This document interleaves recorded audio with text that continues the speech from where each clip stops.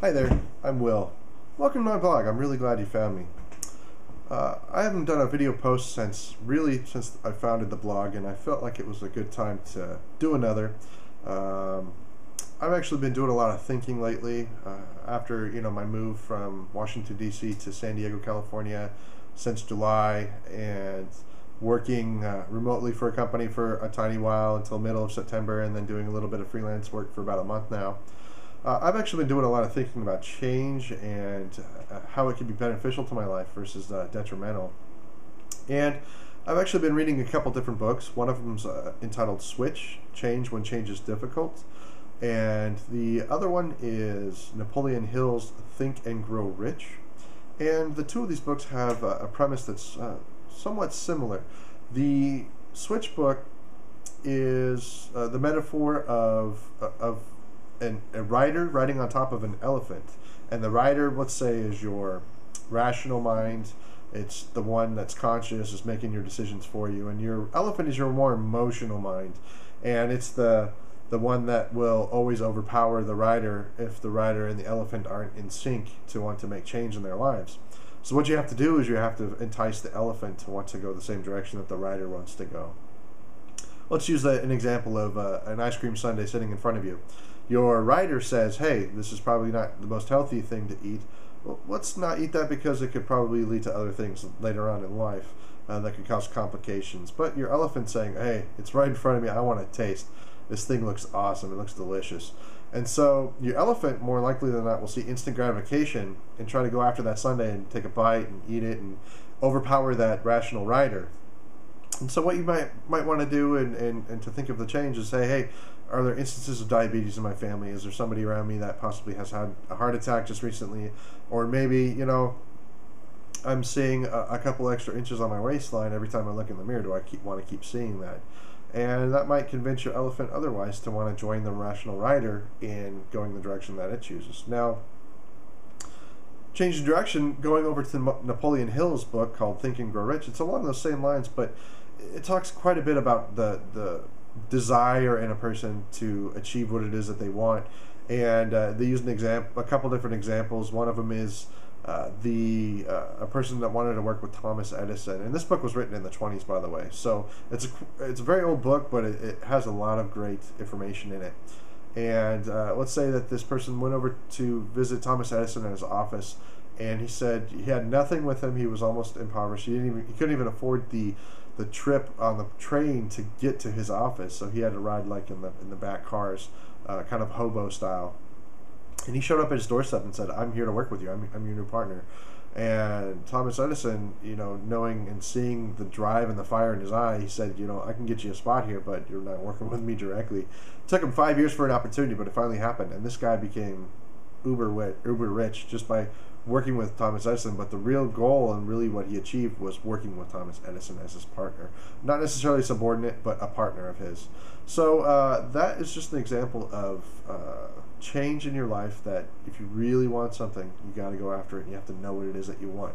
It can't just be a whimsical desire. Hey, I'm just going to eat well for a little while, maybe I'm going to go on a diet. You have to really want it. And looking at shows like The Biggest Loser, it's those people really want it, and that's why they're sticking it out, and they get it when they ultimately, you can see the people that have it and the people that don't, even on the show, that have that fire and that drive inside of them because they really want it. Another book that I've been reading recently, I'll show you, is a book called The Millionaire Maker by Loral Langemeier. And this book has actually been really great. It was a great read, very quick. I did it over, I think, 2 days, and that's probably one of the fastest reads I've ever had in my life. I don't usually read, by the way. I read, but I don't read in the sense that I read fast and I read all the time. I probably will read 20 pages here, 20 pages there, but I'm going to change that aspect about myself. I'm going to read. I really want to read as far as stuff to make myself a better person. What am I doing by sitting down and watching TV that really, to tell the truth, is dumbing down the masses?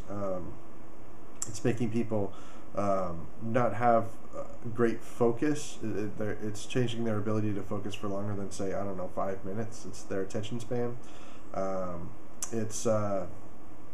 And that's just one of the things I want to change about myself. Back to Loral Langemeier.